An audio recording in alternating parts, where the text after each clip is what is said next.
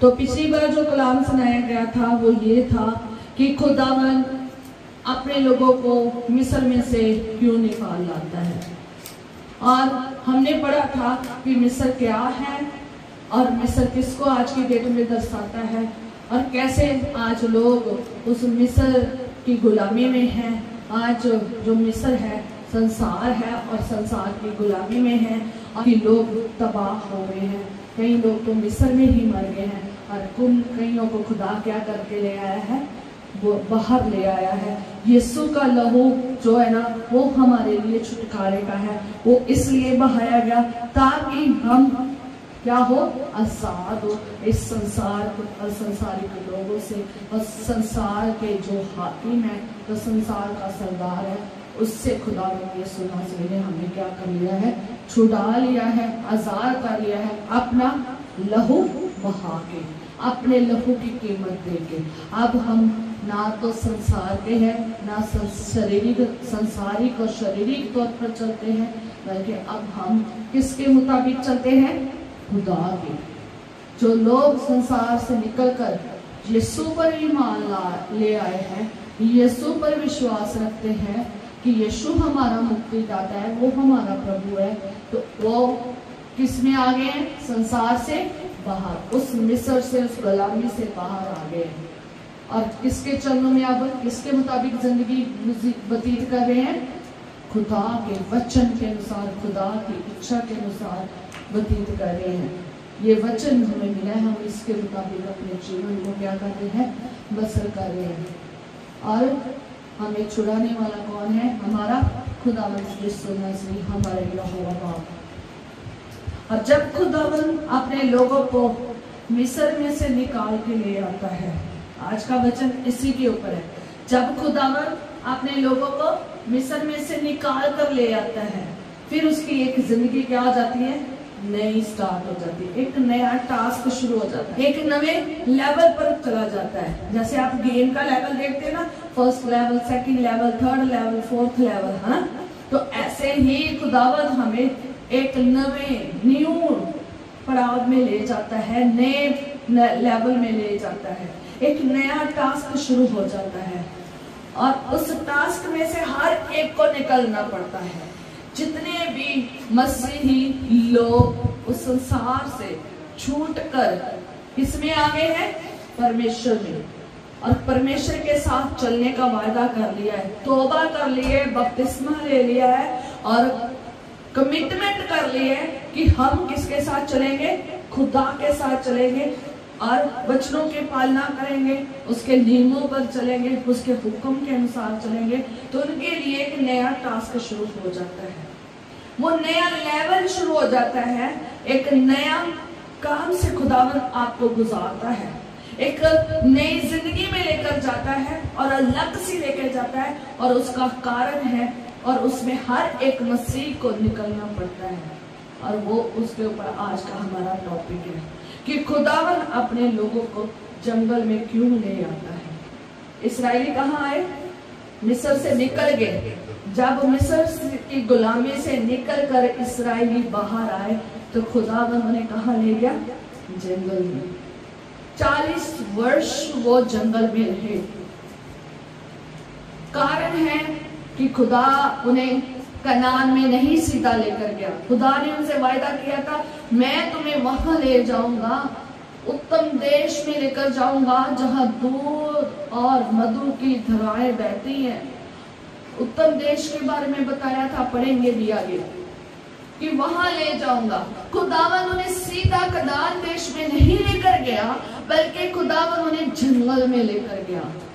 याद रखिए, जब एक मसीही खुदा के साथ कमिटमेंट कर लेता है कि मेरा खुदा कौन है, यहोवा बाप है, यीशु नासरी है, मैं अब खुदावन की इच्छा से अनुसार खुदा के पीछे चलूंगा, तो तब हर मसीही, चाहे वो कोई भी मसीह क्यों ना हो, चाहे वो पासवान हो, चाहे वो प्रेरित हो, चाहे वो कोई विश्वक्ता हो, कोई भी सेवकाई के लिए क्यों ना हो, सबको इस जंगल के जीवन में से गुजरना पड़ता है। हालेलुया।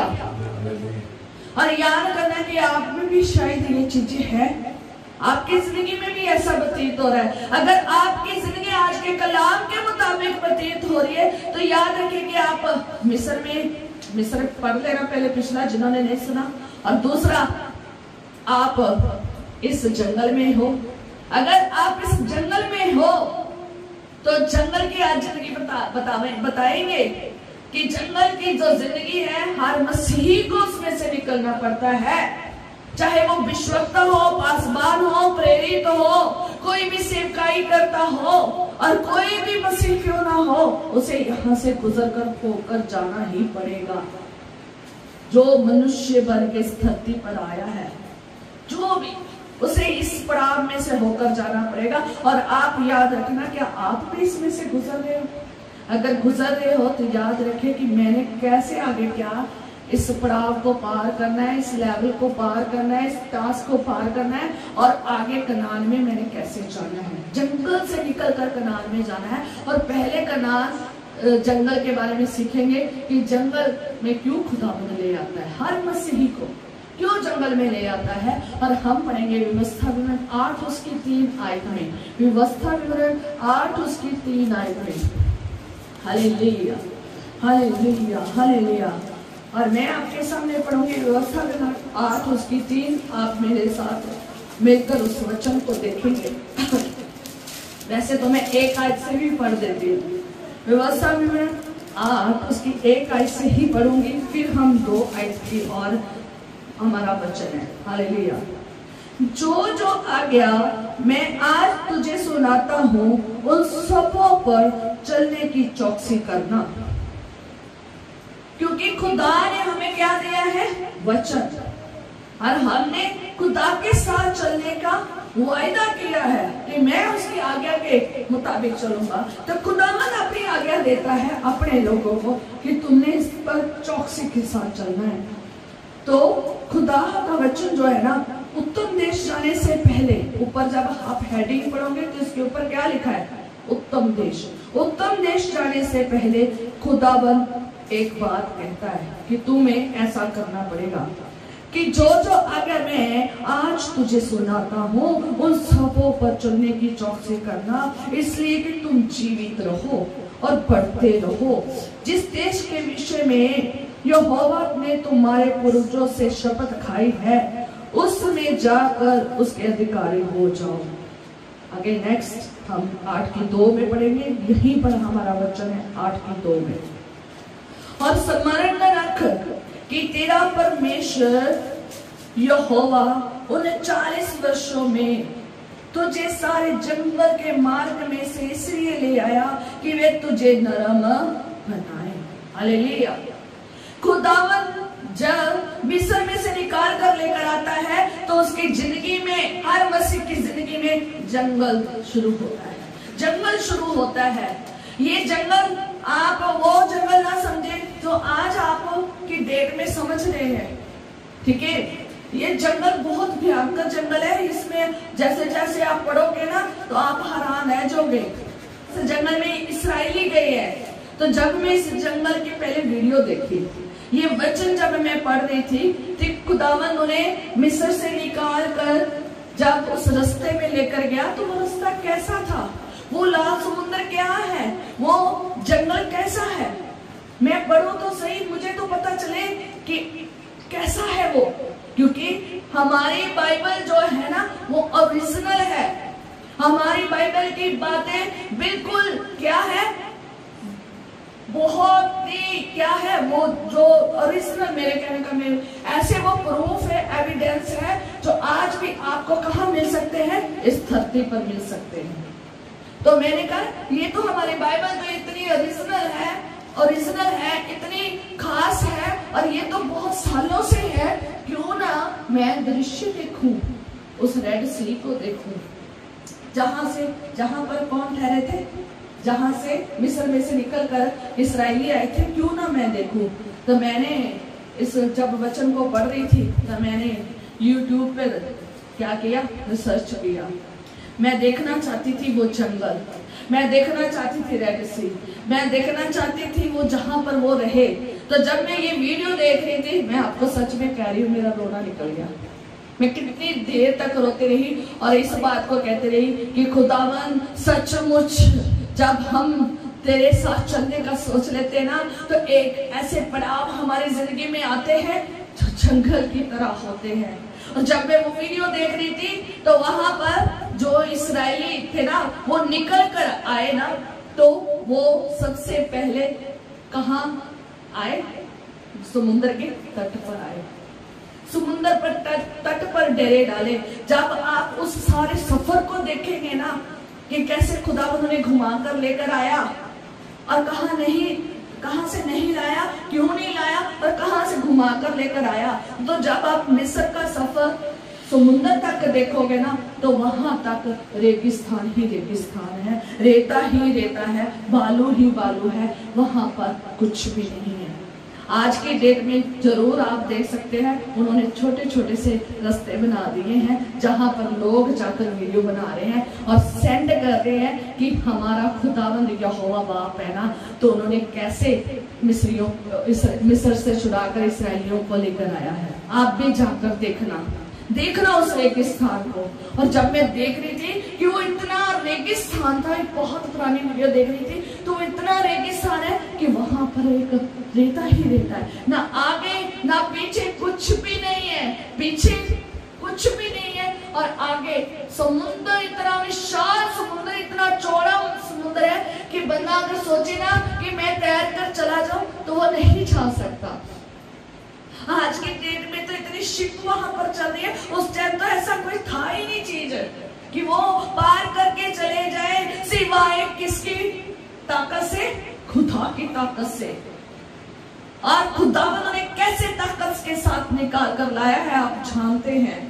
और जब मैं पढ़ रही थी कि वो सारा रेगिस्तान ही रेगिस्तान है, जहां पर वो रेगिस्तान में रहे और आगे समुद्र विशाल है, उसके आगे फिर रेगिस्तान है और पहाड़ है, पहाड़ ही पहाड़ है और वहां पर सीने पहाड़ है। और कैसे खुदा ने पहाड़ में से पानी उनको पिलाया और वो वहां उस जगह में लेकर गया। मैं यहाँ पर आपको कलाम में भी सबूतों के साथ जो है ना हमारा वो बताऊंगी। खुदावन वहां पर कैसे उन्हें निकाल कर लेकर गया आप देख सकते हैं। खुदावन उन्हें रेगिस्तान में से लेकर गया है, जहां पर रहने को, खाने को, पीने को, पहनने को और कुछ भी नहीं है। घर नहीं है, मार्केट नहीं है, कुछ भी नहीं है, ना खरीद सकते हैं और ना कुछ ले सकते हैं, किसी से कुछ है ही नहीं है वहां कि किसी से वहां पर मार्केट पे जाकर खरीद लाए।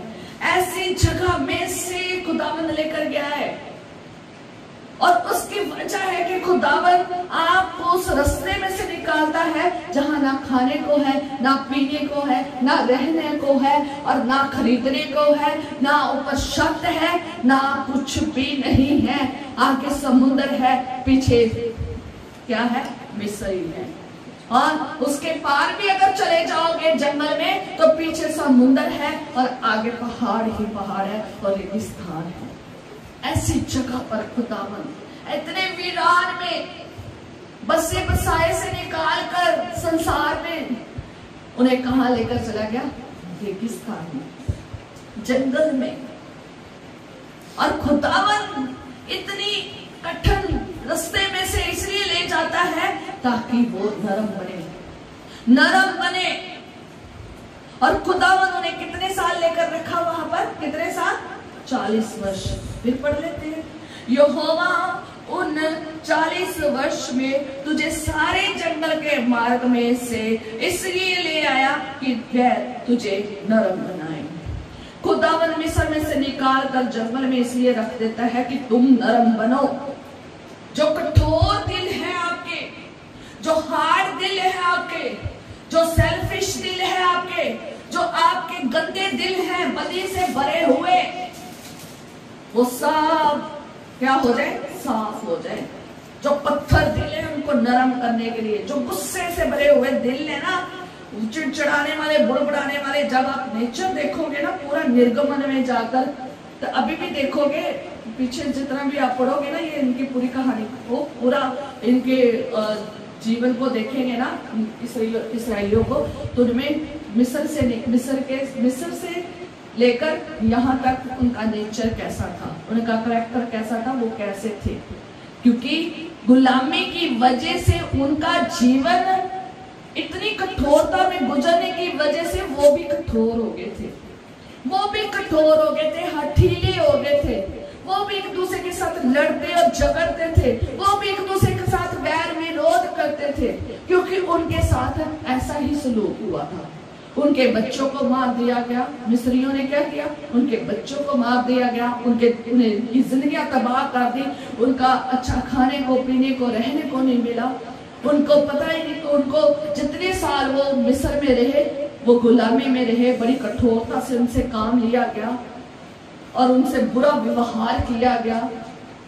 वो सही जिंदगी में नहीं थे, जैसे एक स्वतंत्र लाइफ थी वो नहीं जी रहे थे, गुलामी में जी रहे थे, और इसलिए उनका जीवन भी वैसा ही कठोर और हठीला बन गया, वैसे वो भी वैसे ही बन गए, इतनी परेशानियों की वजह से, दुखों और मुसीबतों की वजह से, गुलामी की वजह से। इसलिए खुदावंद उन्हें निकाल कर लाया है कि अब जो तुम मिस्र में जैसा नेचर लेकर आए थे ना, जैसा स्वभाव लेकर आए थे, जैसा तुम करैक्टर लेकर आए हो ना, चाल चलन, वो सारा बदलना चाहता है।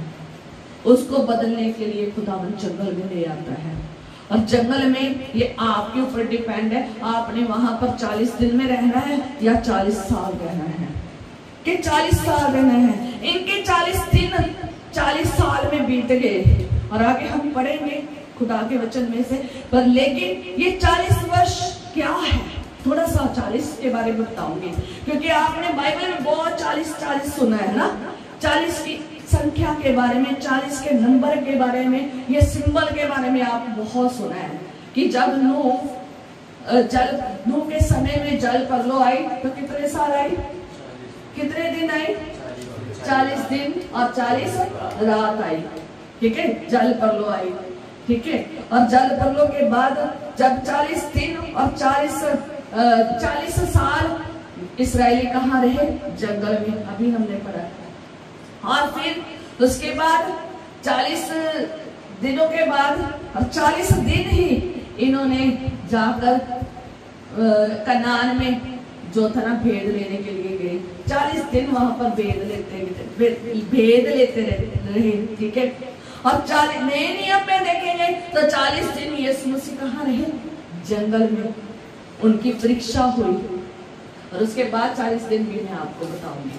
हालेलुया। ये 40 दिन एक खास शब्द है, ये 40 का जो आंकड़ा है ना, संख्या है, सिंबल है, ये बाइबल में बहुत खास है। जितने भी दिन आते ना, 7, 6 ऐसे अक्षर आते हैं, उनका खास मीनिंग है।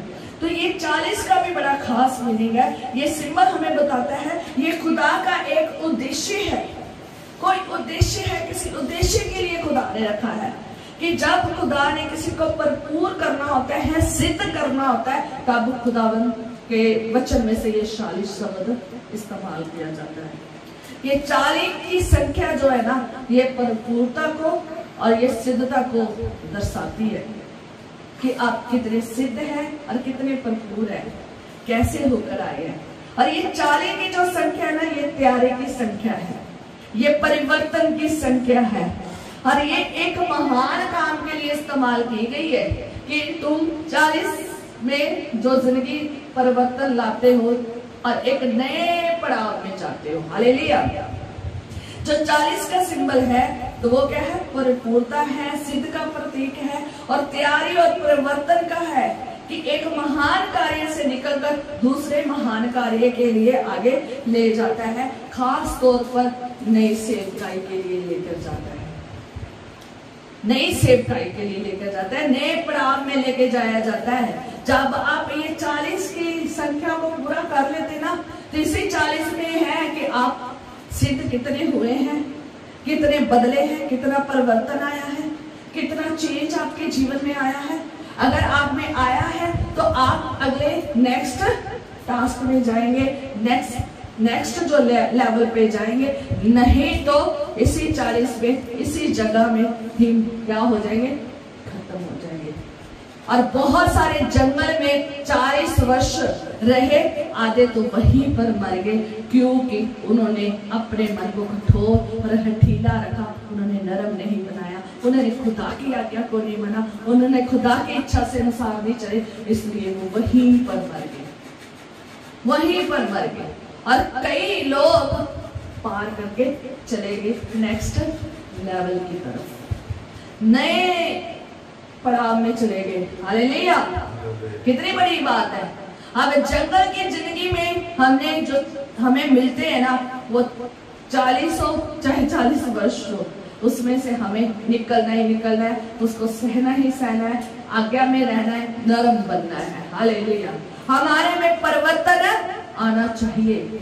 याद रखें, जिसकी जिंदगी में जंगल है ना, वो तो इस कलाम को अच्छे से याद रखे कि अगर आप जंगल की कंडीशन में चल रहे हैं तो खुदावन आपको आपके जीवन में तैयारी कर रहा है कि आपको एक नई सेवकाई के लिए, एक नए लेवल पर लेकर जाने के लिए खुदावन आपके जीवन में परिवर्तन चाहता है।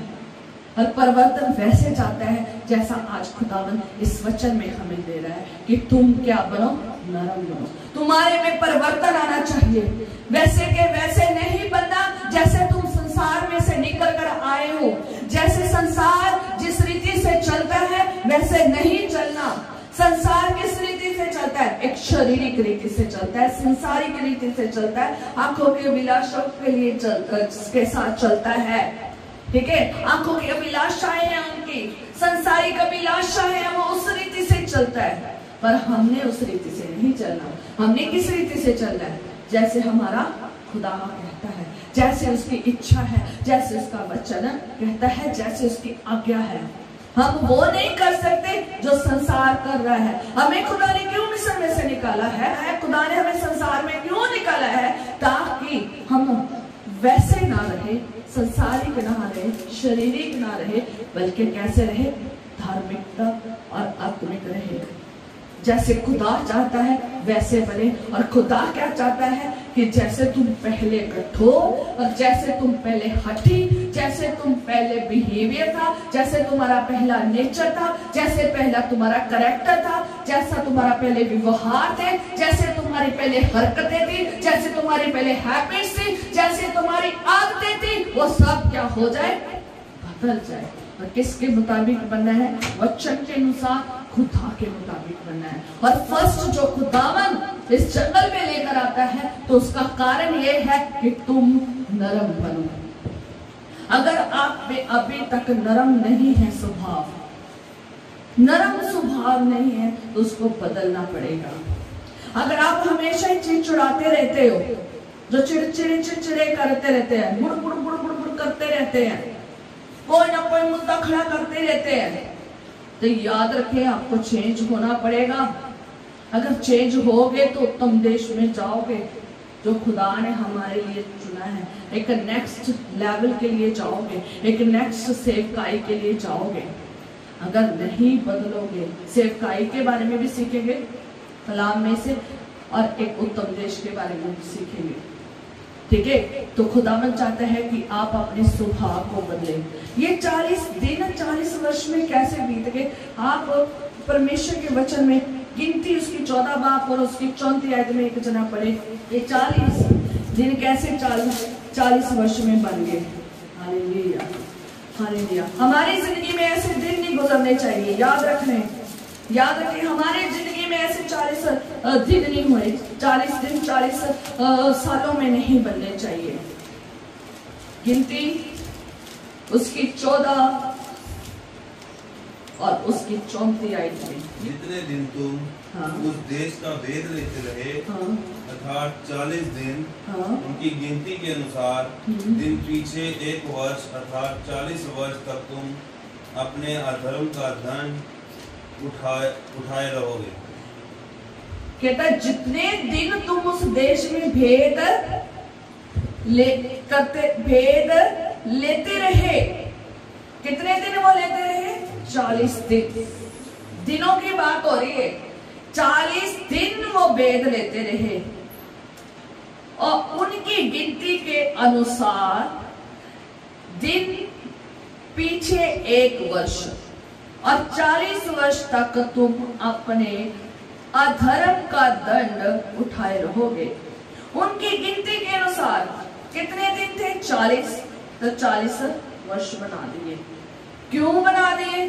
क्योंकि उन्होंने अधर्म किया है। लिखा है ना खुदा के वचन में कि तुम अपने अधर्म का दंड उठाए रहोगे, तब तुम जान लोगे कि मेरा विरोध क्या है। खुदावन जब जो मनुष्य को, जो भी खुदावन अपने लोगों को निकाल कर जब जंगल में लेकर आता है, तो जब वो धार्मिकता के साथ नहीं चलते, पवित्रताई से नहीं चलते, खुदा की आज्ञा के अनुसार नहीं चलते, खुदा की इच्छा के अनुसार नहीं चलते, उनके अधर्म का बदला खुदावन लेता है। ऐसे लेता है क्योंकि उन्होंने खुदा पर विश्वास नहीं किया। उन्होंने वैसा का वैसा बिहेवियर रखा, कठोर का कठोर और हठीले का हठीला। उन्होंने बिल्कुल चेंज नहीं किया, जिसकी वजह से खुदा ने उन्हें क्या कर दिया? उनका दंड बढ़ा दिया। उनको दंड मिला है, और दंड में जो 40 दिन थे वो 40 साल में चले गए। 1 दिन 1 वर्ष का हो गया। जो दिन था वो किस में बदल गया? वर्ष में बदल गया। 1 दिन 1 वर्ष का हो गया। ठीक है, 40 दिन में उन्होंने कहां पहुंच जाना था? उत्तम देश में। पर लेकिन 40 वर्ष तक वो वहां पर मरते रहे, फिरते रहे, आज्ञाकारी करते रहे, कठोर करते रहे, लड़ते रहे, झगड़ते रहे, विरोध करते रहे और कुड़कुड़ाते रहे। अगर आप गिनती 11 में पढ़ोगे तो वहां पर इसराइलियों को कुड़कुड़ाने का दंड भी मिला। ऊपर हेडिंग ही देख ले, उनको कैसे कैसे दंड मिले। खुदावंद का अत्यंत उस गुस्सा उनके ऊपर भड़क जाता था, क्योंकि वो खुदा के लोगों को परेशान भी करते थे और खुदा को भी परेशान करते थे। ये जो मिली जुली भीड़ थी, ये जो सब निकल के आए थे ना इसराइलियों में, तो ये एक मिली जुली भीड़ थी। तो खुदा के साथ चलने के लिए तो चल तो पड़े, पर लेकिन ये मिली जुली भीड़ में आधे लोग जो है ना गुलामी से तो आजाद हो गए, पर लेकिन खुदा में चलना नहीं चाहते थे। और ये दूसरे जो खुदा के साथ चलना चाहते थे ना, उनको भी भड़काते थे और सब मिलकर फिर विरोध करते थे। किसका? मूसा का, हारून का और खुदा का विरोध करते थे, जिसकी वजह से खुदावन को गुस्सा आ जाता था और उनके ऊपर गुस्सा भी भड़क जाता था और भस्म हो जाते थे, खत्म हो जाते थे। वहां पर कैसे खत्म हो गए? तो खुदावन का जो कोप है ना उनके ऊपर भड़का। वो बुड़बुड़ाए। किसके ऊपर बुड़बुड़ाए? यहोवा के ऊपर। जब आप 11 में पढ़ते, फिर वे लोग बुड़बुड़ाने और यहोवा के सुनते बुरा कहने लगे, और यहोवा ने सुना और उसका कोप भड़क उठा और यहोवा की आग उसके मध्य में चल उठी और छावनी के एक किनारे से भस्म करने लगी।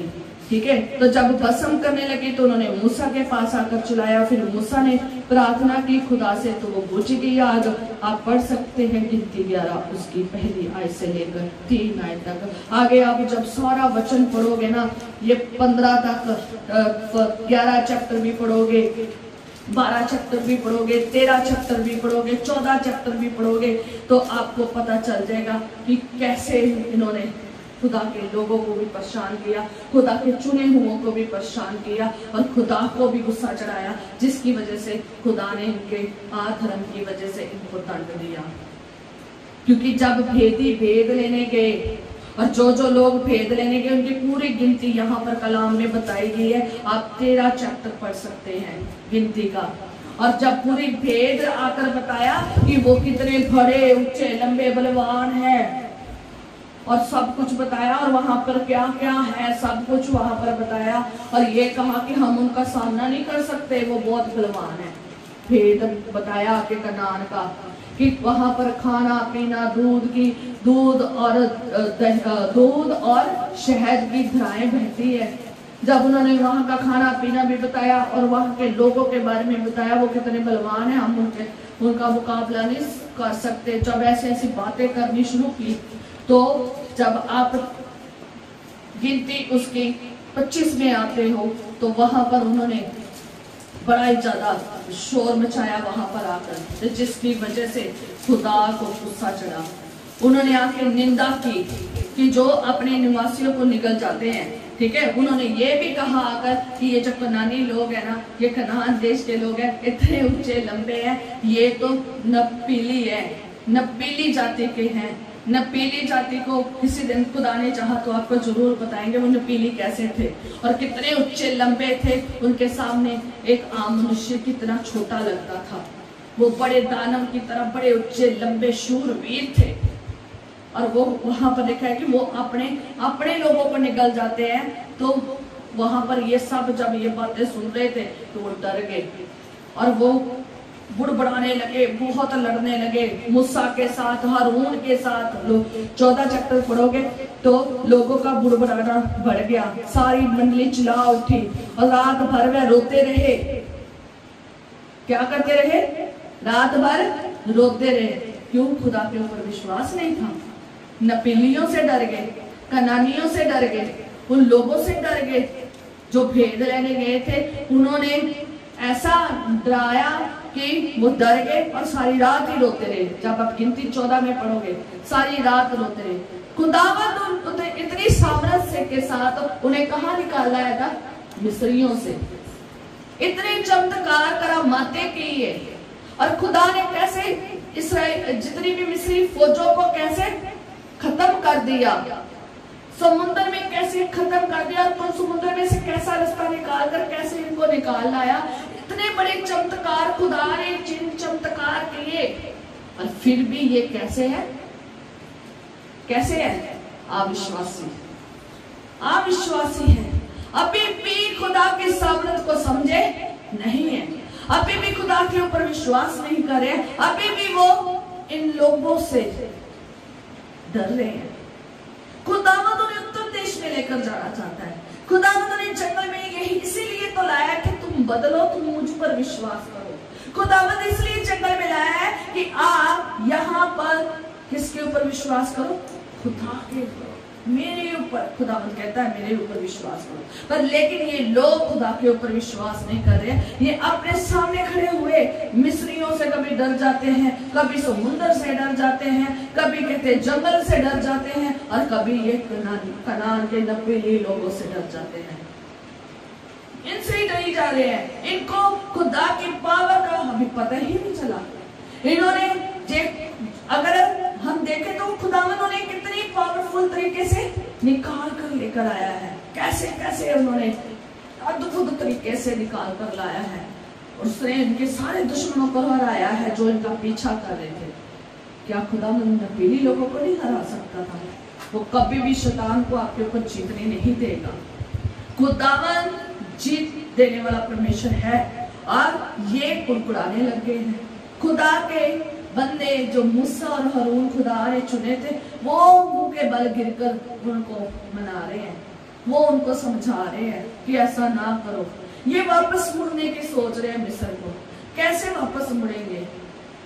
ठीक है, ये वापस जाने की सोच रहे हैं, ये आगे बढ़ने की नहीं सोच रहे। ये डर रहे हैं, ये खौफ में है, ये बुड़बुड़ा रहे हैं, ये कुड़कुड़ा रहे हैं, ये लड़ रहे हैं, झगड़ रहे हैं, मूसा के साथ लड़ रहे हैं, हारून के साथ लड़ रहे हैं, खुदा को गलत बोल रहे हैं, खुदा की विरोधता कर रहे हैं, उसके लोगों की विरोधता कर रहे हैं। यही तो खुदा में छेद चाहता था। यही चाहता था कि तुम बुड़बुड़ाओ ना, तुम रो ना, तुम कुछ ना करो, बल्कि विश्वास रखो कि मैं कितना बलवंत परमेश्वर हूँ। इतनी पावरफुल तरीके से खुदा लेकर आया है, फिर भी विश्वास कमजोर का कमजोर है। खुदावंद इसलिए जंगल में लेकर आता है ताकि आपका विश्वास सिर्फ और सिर्फ किसके ऊपर हो? खुदा के ऊपर हो। अपने बल के ऊपर नहीं, लोगों के ऊपर नहीं, मिस्र के ऊपर नहीं, किसी और के ऊपर नहीं। विश्वास सिर्फ और सिर्फ खुदा के ऊपर हो। आप हठीले नहीं और हठीले नहीं बने और कठोर न बल्कि बड़े क्या बने? नरम बने और बड़ी नर्मता के साथ, सहनशीलता के साथ किसकी ओर देखे? परमेश्वर की ओर देखे। और ये बदल नहीं रहे हैं, अधर्म पे अधर्म, अधर्म पे अधर्म करते जा रहे हैं। गलतियां पे गलतियां, गुनाह पे गुनाह, लड़ाइयों पे लड़ाइयां, झगड़े पे झगड़े, कठोरता पे कठोरता करते जा रहे। जिंदगी में बदलाव नहीं आ रहा। जंगल में बैठे हुए, किसके भरोसे? खुदा के। भरोसा सिर्फ एक ही जगह है। सोचो, जिस जगह में ये मैंने आपको सीन बताया है कि जिस जगह ये बैठे हैं, वहां से निकल पाना का कोई रास्ता नहीं है, और सिर्फ एक ही सहारा है। कौन? खुदा। वो ही आपको ताकत के साथ लेकर आता है। खुदा ने अपना प्लान समझाया है, उसके मुताबिक नहीं चल रहे। खुदा बता रहा है कि अब तुमने कैसे चलना है, पर उसके मुताबिक नहीं चल रहे। खुदा बता रहे हैं कनान में कैसे कैसे जाना है और कैसे लेकर जाऊंगा, उसके मुताबिक नहीं चल रहे, अपनी मर्जी से चल रहे हैं। हालातों को देखकर, परिस्थितियों को देखकर बिगड़ रहे हैं, सुधर नहीं रहे हैं। जो खुदा में चल रहे हैं ना, उनको भी तंग कर रखा है, उनको भी परेशान कर रखा है। बल्कि वो बेचारे इतने हलीम होकर इनके सामने मुंह के बल गिर कर इन्हें क्या कर रहे हैं? बता रहे हैं कि ऐसा ना करो। ठीक है। और यहाँ तक कि जब आप 14 में पढ़ते हो ना, गिनती 14 और 6 में, और जब ये दोनों हारून और मूसा जो है ना इसराइलियों की सारी मंडली के सामने मुंह के बल गिर जाते हैं ना, तो 6 में लिखा है कि नून का पुत्र जो यहोशू था ना, और जो कलेब था ना, तो वो क्या हुआ? वो भेद लेने गए थे ना, तो उन्होंने अपने वस्त्र फाड़ दिए। कितना मतलब कैसा दृश्य होया होगा, आप उस दृश्य में जाकर देखो कैसे उन्होंने वस्त्र फाड़ दिए। फिर उन्होंने उन्हें समझाया है, फिर ये जो यहोशू और जो कलेब है ना, उन्होंने समझाया है। उन्होंने कहा कि तुम डरो ना। उन्होंने कहा है, उन्होंने कैसे कहा? हम पढ़ेंगे कि यदि यहोवा हमसे प्रसन्न हो तो हमको उस देश में जिसमें दूध और मधु की धाराएं बहती हैं, वो चाहकर उसमें हमें दे देगा। केवल इतना करो कि तुम यहोवा के विरुद्ध बलवा ना करो। अगर जिसके साथ तुमने चलने का वादा कर लिया है, अगर आप उसकी आज्ञा में नहीं रहोगे, अगर आप उसके साथ ही बलवा करोगे, तो याद रखना, जो मनुष्य ऐसा करता है वो जंगल में ही नाश हो जाता है। वो आगे कनान में नहीं जा सकता। कनान में वो ही जाएगा जो उसकी आज्ञा में रहेगा, जो उसके प्लान के मुताबिक रहेगा, उसके बोले हुए शब्दों के मुताबिक चलेगा। यहाँ पर अपनी मर्जी से नहीं कहता कि वहां ले जाएगा, कहता वो हमें वो देश दे देगा। कहता केवल इतना करो कि तुम यहोवा के विरुद्ध पाप ना करो। पाप नहीं करना। जब हम जंगल में आ जाते हैं तो पाप नहीं करना, उसके विरोधता नहीं करनी, खुदा के हलीम हो जाना है, नरम हो जाना है, और वेट करनी है कि खुदा बता के मुझसे क्या बात करता है। खुदा अपने बंदे के साथ जो बात कर रहा है वही मेरी इच्छा है। आगे उस प्लान को समझे, और क्या लिखा है कि और ना उस देश के लोगों से डरो, क्योंकि वे हमारी रोटी ठहरेंगे। शाया उनके ऊपर से हट गई है। क्यों? किसकी निगाह पड़ी है उस कनान के ऊपर? उन लोगों के ऊपर खुदा की निगाह पड़ी है। उनकी छाया हट गई है। वो आपका कुछ नहीं बिगाड़ सकते। आपको डरने की वो कहता कोई जरूरत नहीं है। और यहोवा हमारे संग है, उससे ना डरो, उनसे ना डरो। किनसे ना डरो? कनानियों से, नपीलियों से ना डरो। तब सारी मंडली चिल्ला उठी और इन पर पत्थरवाह करो। तब यहोवा का तेज मिलाप वाले तंबू में सब इस्राएलियों पर प्रकाशन हुआ। ठीक है। और फिर मूसा ने प्रार्थना की, कैसे उन्हें बचाया। खुदावंद का गुस्सा बहुत भड़क जाता था जब वो खुदा के ऊपर विश्वास नहीं करते थे, जब वो हठी के हठी, कठोर के कठोर रहते थे, जब वो बलवा करते थे, जब वो कुड़कुड़ाते थे, जब वो विरोध करते थे, निंदा करते थे मूसा की, हारून की, उसके लोगों की, खुदा की, और मिस्र को ही भाग जाना चाहते थे, मिस्र में ही पीछे मुड़ना चाहते थे, संसार में ही पीछे मुड़ना चाहते थे, गुलामी में ही जीना चाहते थे, खुदा के साथ नहीं चलना चाहते थे, खुदा के आज्ञा में नहीं रहना चाहते थे, खुदा की विरोधता करना चाहते थे, उस राह पर नहीं चलना चाहते थे जहां पर खुदा ने उन्हें सिखाया था। जो प्लान खुदा उस प्लान में नहीं वो चलना चाहते थे, तो खुदा को गुस्सा आ जाता था और आधे लोग जंगल में ही मर गए, आधे लोग जंगल में ही मर गए। याद रखें आप कि अगर आपकी परिस्थितियां इतनी बुरी है ना, तो मैं आपको बताऊंगी कैसे कैसे सी चीजें वहां पर नहीं मिलती जिससे आप समझ जाएंगे कि आप जंगल में हैं। अगर आप जंगल में खुदावंद आपको ले आया है तो आप जंगल को ना देखें, आप कनान को देखें। आप जंगल को ना देखें, उस आशीष को देखें जो खुदावंद आगे देने जा रहा है। हालेलुया। जंगल में रहकर इतने हलीम और नरम हो जाओ ताकि खुदावंद आपसे क्या हो, खुश हो और तुम्हारे दिल को क्या करे और सुकून के बताए। हालेलुया। कहता मैं तुम्हें आज व्यवस्था 8 उसकी 3 में 2 में ही कहता मैं तुझे नरम बनाए। कहता मैं तुझे इसलिए जंगल में लेकर आया है कि तुम क्या बनो, नरम बनो। और मैं तुझे नरम बनाए और तेरी परीक्षा करके ये जान ले कि तेरे मन में क्या क्या है।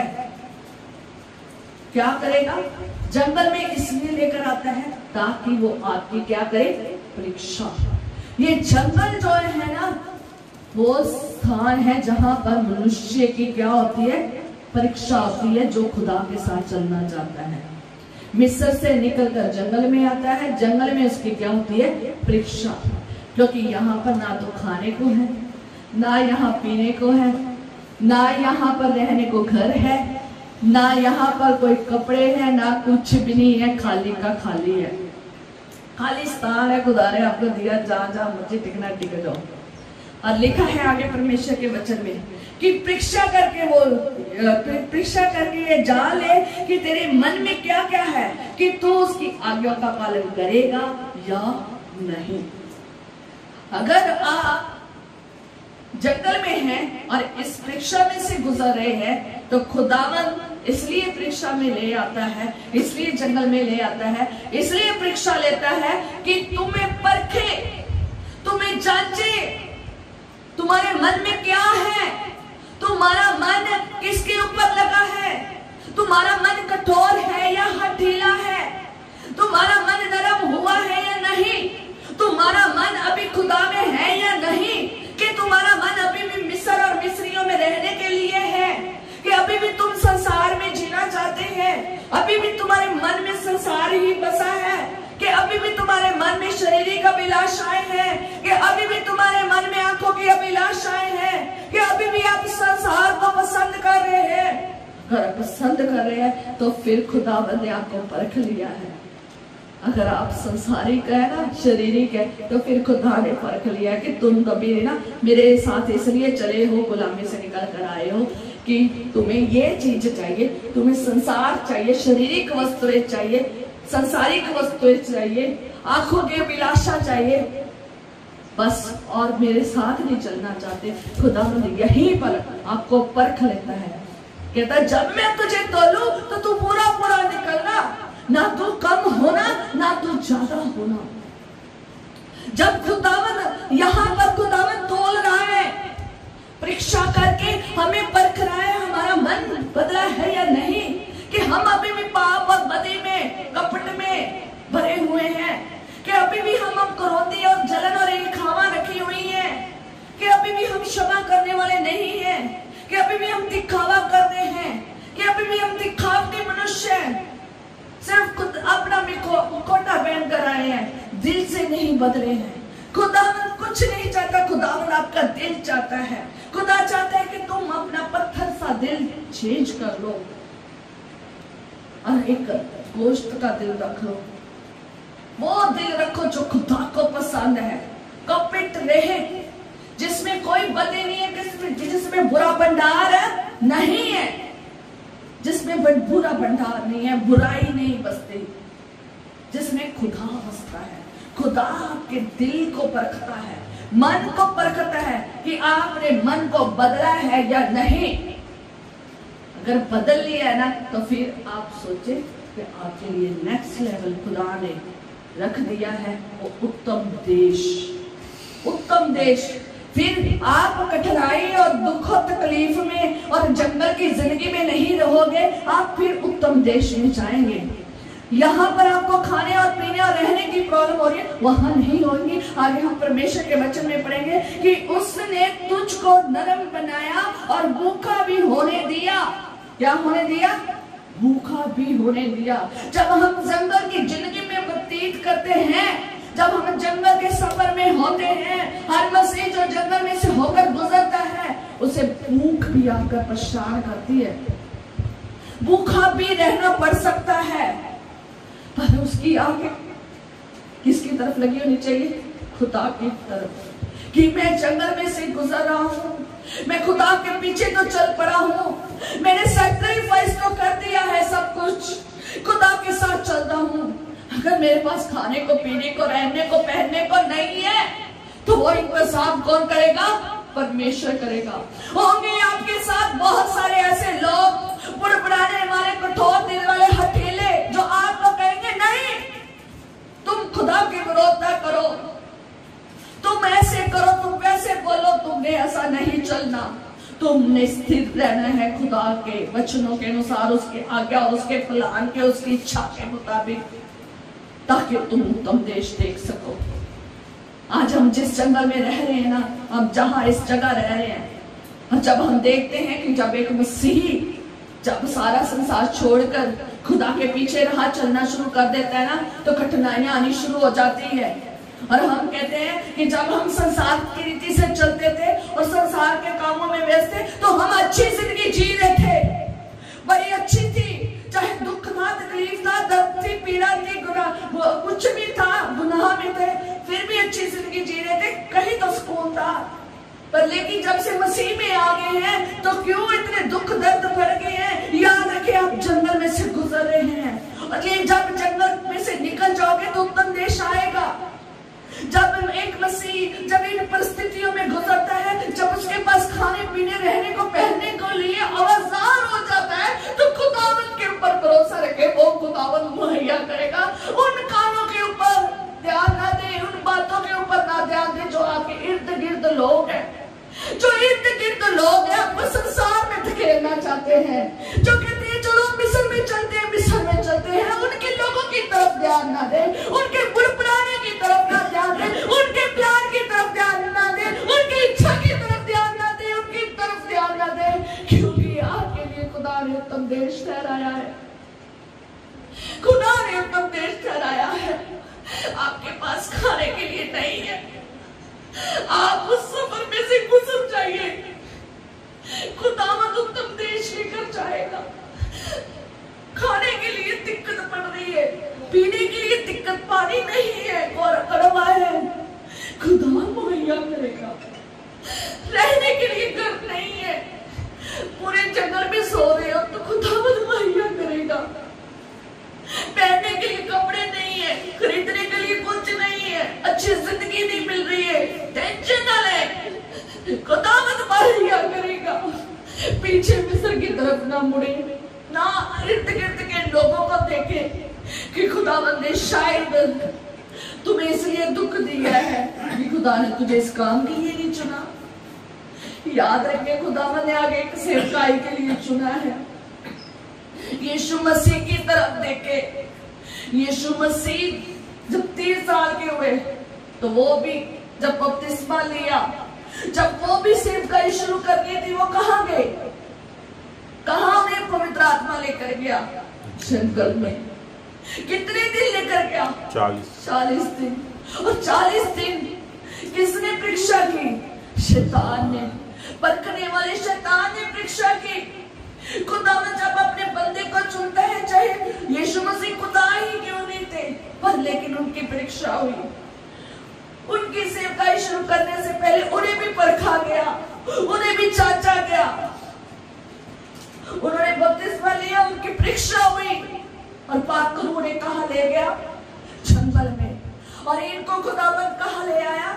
इनको कौन लेकर आया है? खुदा लेकर आया है। इनको खुदावंद लेकर आया है जंगल में। शैतान की इतनी हिम्मत नहीं कि वो आपकी परीक्षा ले सके। खुदावंद आपको उस जंगल में ले जाता है, चाहे खुदा ले जाए, खुदा का पाक रूह ले जाए, एक ही बात है, खुदा ले आता है ताकि तुम जंगल में रहकर परखे जाए, और 40 दिन जब परख हुई यीशु मसीह की, तो यीशु मसीह ने शैतान को हरा दिया, शैतान पर फतेह पाई है। फिर खुदावंद यीशु नाज़री ने सेवकाई को शुरू किया। खुदावंद यीशु मसीह जब उस परीक्षा में से गुजर रहे थे, तो क्या हुआ था? 3 चीजें थी कि पहले क्या आई? भूख लगी जब उसे, तो शैतान ने आके भूख के साथ क्या की? परीक्षा की। यीशु मसीह ने भूख को अपने ऊपर हैवी नहीं होने दिया कि मनुष्य केवल रोटी से ही नहीं, बल्कि परमेश्वर के मुंह से जो शब्द निकलते हैं, वचन निकलते हैं, उसी से वो क्या रहता है? जीवित। हालेलुया। खुदा का शब्द ही आपके लिए काफी है जिंदगी के लिए। वो कह देगा ना तो वो हो जाएगा, वो कह देगा वो बन जाएगा। जो आप कह दोगे ना कि खुदा ने ये कर दे, तो कह देना कि ये तुम्हारे लिए हो गया, तो वो हो जाएगा। इन्होंने मन्ना कहा तो खुदा ने इनके लिए मन्ना दे दिया। दिया 40 वर्ष ये मन्ना खाते रहे जब तक ये कनान में जाकर नहीं गए। 40 वर्ष ये मन्ना खाते रहे। मन्ना ऊपर से आता रहा। इन्हें कोई खेती करने की जरूरत नहीं पड़ी, इन्हें कोई खरीदने की जरूरत नहीं पड़ी। किसने मन्ना दिया? खुदा ने मुफ्त भेजा। जब आप इस ऐसे जंगल में व्यतीत कर रहे हो तो खाने की दिक्कत आ गई है, लाले पड़ गए हैं, तो याद रखें आपकी भूख को, आपकी परिस्थिति को परमेश्वर जानता है, आपके लिए मन्ना भेजेगा। आपको एक दिन भी भूखा नहीं रहने देगा, एक दिन भी भूखा नहीं रहने देगा। खुदावंद को पता है कि आप उसके साथ, उसकी राह पर, उसकी आज्ञा में, उसके हुक्म के अनुसार चल रहे हैं। खुदावंद ऐसे खुदावंद अलग अलग परीक्षाएं, अलग अलग टास्क भेजता है, लेवल भेजता है उस जंगल में कि आप उसमें से गुजरे और आप जीते। हालेलुया। ना तो यीशु मसीह ने भूख को अपने ऊपर हैवी होने दिया, ना उसने खुदा को परखा, और ना ही उसने किसी के आगे दंडवत किया। जो शैतान चाहता था कि तुम मेरे आगे क्या करो? दंडवत करो। ये 3 चीजें उसने नहीं की। उसने सिर्फ और सिर्फ क्या किया? अपनी बातों पर टल रहा। यीशु को पता था जंगल में से निकलकर एक नई टास्क में मैंने जाना है, और वो टास्क जो मेरे लिए रखा है वो बहुत बहुमूल्य है। उसी पे आज हमारी जिंदगी चल रही है। हालेलुया। उसी टास्क के मुताबिक हमारा छुटकारा हुआ है। यीशु मसीह ने जंगल का टास्क, जंगल का लेवल पार किया है और सेवकाई शुरू की है। याद रखें, जिसको खुदा ने चुना है ना, अपने बंदे को, अपने खुदा ने चुना है अगुआ को। मीन्स अगर खुदा अगुआ चुनता है, प्रेरित चुनता है, नबी चुनता है और विश्वक्ता चुनता है, सेवकाई के लिए कोई पासवान चुनता है, उसे इसमें से गुजरना पड़ेगा। जिस दिन वो समझ गया कि मुझे इस टास्क में से पूरा निकलना है, तो वह यीशु की तरह पूरा करे। आगे सेवकाई जो है ना, खुदावंद वो ऐसे बढ़ाएगा जैसे आप देख सकते हैं। वो ऐसे सफलता की जिंदगी जिएगा। हालेलुया। शैतान को हराएगा, बीमारों को चंगा करेगा, बड़े बड़े काम होंगे, बड़े चिन्ह चमत्कार होंगे। यहाँ पर भी हुए, वहां पर भी होंगे। जब यीशु मसीह ने परीक्षा को पूरा किया, कौन आए? कौन आए? कौन आए? फरिश्ते आए उसकी टहल सेवा करने के लिए। हालेलुया।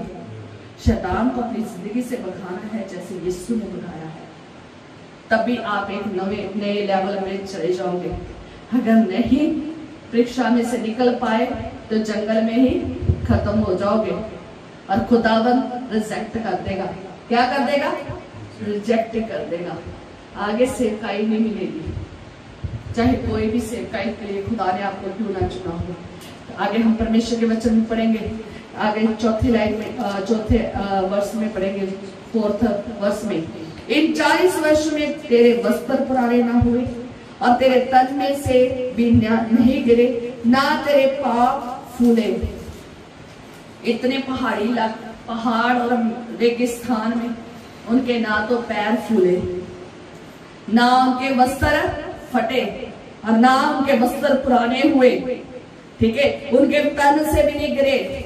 आपके पास पहनने के लिए कपड़े नहीं है, आपके कपड़े नहीं है खरीदने के लिए नए, तो याद रखे कि आपके कपड़े फटेंगे नहीं, आप नंगे नहीं रहेंगे। जब आप इस जंगल के जीवन में से गुजर रहे हैं ना, तो आपके नंगे नहीं रहेंगे, आपके कपड़े नहीं फटेंगे, बल्कि आप उस 40 दिन में खुदावन जो आपके पास कपड़े हैं ना, उसी में से आपको गुजारेगा। और फिर खुदावन आपको जब टास्क पूरा करोगे तो नई आशीष देगा, आपके कपड़ों को इतने संभाल के रखेगा, आपको नंगा नहीं रहने देगा, आपके पैरों को नंगा चलना नहीं देगा, आपके जूते टूटने नहीं पाएंगे। खुदावंद आपको ये सब कुछ देगा। और आगे लिखा है, फिर अपने मन में ये तो विचार कर कि जैसे कोई अपने बेटे को ताड़ना देता है, वैसे ही तेरा परमेश्वर यहोवा तुझको ताड़ना देता है। इसलिए अपने परमेश्वर यहोवा की आज्ञाओं का पालन करते हुए उसके मार्गों पर चलना और उसका भय मानते रहना, क्योंकि तेरा परमेश्वर यहोवा तुझे एक उत्तम देश में लिए जा रहा है, और जल की नदियों का और तराइयों और पहाड़ों से निकले हुए गहरे गहरे सोतों का देश है। हालेलुया। यहां से निकलकर थोड़ा सा यहां पर आ जाइए 15 आयत में, कि कैसी जगह पर खुदावंद लेकर आया था। 15 आयत में पढ़िए। इसी व्यवस्था में 8 उत्तम देश के बारे में हम बाद में पढ़ेंगे, पहले हम देख लें कि जंगल में कैसा था जीवन। खाने को, पीने को, पहनने को, रहने को कुछ भी नहीं था।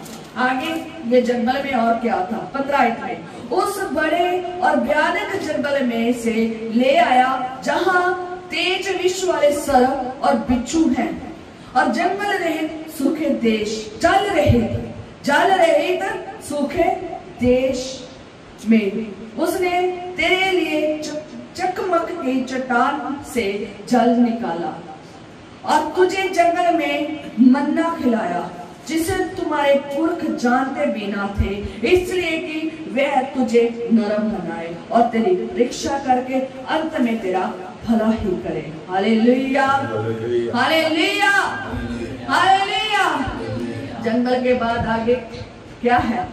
अनंत जीवन है, भला ही है, आशीषित जीवन है, बरकत वाला जीवन है। जंगल का सफर थोड़ा काट लीजिए। यहाँ पर जरूर विष भरे सर्प है, पर लेकिन आपको काटेंगे नहीं। तब भी काटेंगे जब आप इस्राएलियों की तरह करेंगे। काटे थे उनको भी सर्पों ने काटा था, पर खुदा ने उन्हें बचाया भी था।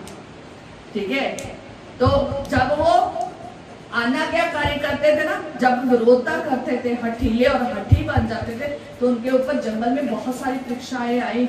पढ़ सकते हैं उन्हें, बहुत सारे कैसे कैसे मरे वो भी पढ़ सकते हैं, किन लोगों ने विरोधता की वो कैसे मरे हैं। और जंगल में जब खुदाबंद रखता है ना, तो खुदाबंद फिर ना ऐसे बचा के रखता है विष वाले सांपों से भी, क्योंकि जंगली इलाका है, वाइल्ड एनिमल्स है ना, वाइल्ड एनिमल्स भी है, और क्या है वाइल्ड, और क्या है बर्ड्स भी है, ठीक है, पंछी भी है, पशु भी है, रेंगने वाले भी है, ठीक है, विश्व भरे है। वाइल्ड और पेट में जो घर के घरेलू जो आप देखते हो ना, ये जानवर, इनमें और वाइल्ड जो जंगली है, इनमें दो बहुत फर्क है। ठीक है, वो जंगली है, जंगली देखते कहीं तो जंगली सा बंदा है ना, जंगली खूंखार ऐसे लोग जगह में रखा है, आपको छू भी नहीं पाएंगे। विष वाले सांप, खुदा यीशु मसीह ने हमें तभी तो सांपों और बिच्छुओं पर क्या दिया है? अधिकार दिया है, उनको रोंदने का। इसलिए दिया है कि तुम जंगल में रहकर इन्हें रोंदे। खुदावन ने रोंदा है, खुदा ने विश्व वाले सांपों से भी बचाया है, विश्वों से भी बचाया है। और चल रही तो सूखे देश, वहां पर जल नहीं था, जल नहीं था, जो मिलता था वो कड़वा था, पी नहीं सकते थे, पर खुदा ने चट्टान में से पानी निकाला है। हालेलुया, खुदावंद मुहैया करता है। जब आप जंगल में से गुजरते हैं, खुदावंद खाने के पीने के लिए, खाने के लिए आपको मन्ना देगा। अगर कहीं ना हाय खुदावंद चिकन दे, खुदावंद मांस दे तो खुदावंद बटेरे देगा। कहेंगे ना खुदावंद ये दे वो दे, तो खुदावंद देगा, पीने के लिए देगा, जो मांगेंगे वो देगा। सिर्फ आपने आज्ञा में रहना है, नरम रहना है, परीक्षा में से निकलना है, हठीले नहीं बनना, कठोर नहीं बनना।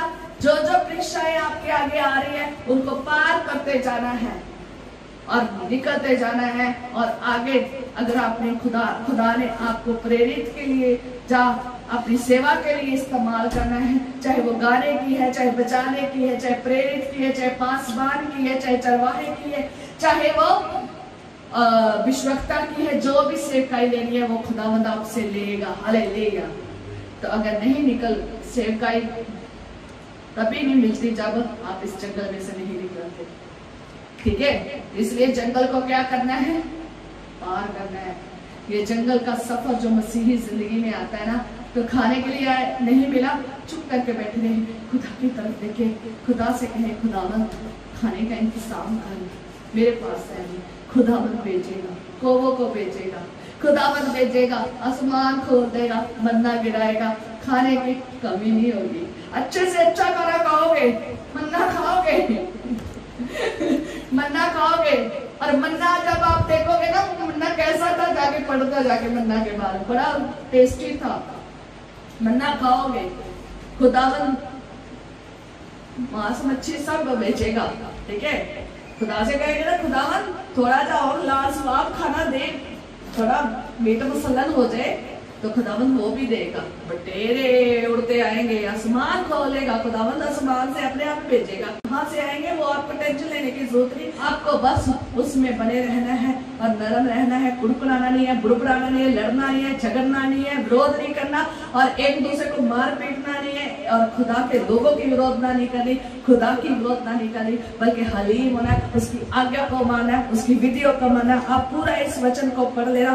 खुदा ने कहा है कि तू मेरी आज्ञा को मानना, तू मेरी विधियों को मानना, तो मैं तुम्हें उत्तम देश में लेकर जाऊंगा। खुदावंद लेकर जाएगा। और मैं लास्ट हवाला पढ़ूंगी और इसके बाद हम बंद करेंगे। हाँ, अपने परमेश्वर यहोवा की आज्ञाओं का पालन करते हुए हाँ, उसके मार्गों पर चलना यस, और उसका भय मानते बिल्कुल। हालेलुया। उसके भय में रहना है। जब इस जंगल के सफर में रहना है, पहला आज्ञा माननी है, उसके मार्गों पर चलना है, अपने मार्ग नहीं बनानी, अपनी इच्छा नहीं जतानी, अपनी आज्ञा नहीं चलानी, उसकी आज्ञा में, उसके मार्ग में चलना, उसके भय में चलना है। ये 3 काम जरूर कर लेना और चलते जाना। और लिखा है कि क्योंकि तेरा परमेश्वर यहोवा तुझे एक उत्तम देश में लिए जा रहा है और जल की नदियों का और तराइयों और पहाड़ से निकलते हुए गहरे गहरे सोतों का देश है। फिर वह गेहूं और दाखलताओं का, अंजीरों का, अनारों का देश है और तेल वाले जैतून और मधु का भी देश है। उस देश में अन्न की महंगी ना होगी और ना उसमें तुझे किसी पदार्थ की घटी होगी। और वहां के पत्थर लोहे के हैं और वहां के पहाड़ों में से तू तांबा खोद कर निकाल सकेगा और तू पेट भर खाएगा। और उस उत्तम देश के कारण जो तेरा परमेश्वर यहोवा तुझे देगा उसे धन्य मानेंगे। हालेलुया। उत्तम देश में क्या है? पानी ही पानी है, पानी ही पानी है, दाखलता ही दाखलता है, फ्रूट ही फ्रूट है, छोटा छोटा फ्रूट नहीं है। जब ये फ्रूट लाए हैं ना, फल लेकर आए हैं, तो पढ़ना उसका वजन कितना ज्यादा था और कितना बड़े बड़े फ्रूट थे। जितने वो बड़े मनुष्य थे ना, उतना वो खेती करते थे और बड़े बड़े फ्रूट थे। उसको कितने जने उठा कर लाए हैं, जाके पढ़ना। फ्रूटों का ढेर, फलों का ढेर है वहां पर, खाने का ढेर है वहां पर, पेट भर के खाओगे। यही नहीं, वहां कारोबार भी मिल जाएगा, पहाड़ों में तांबा, और इतना महंगा कारोबार आपको देगा कि पहाड़ों में से तांबा, ऐसे कारोबार खुदा देगा। आप खुद कमाएंगे और इतने फलवंत जीवन जिएंगे।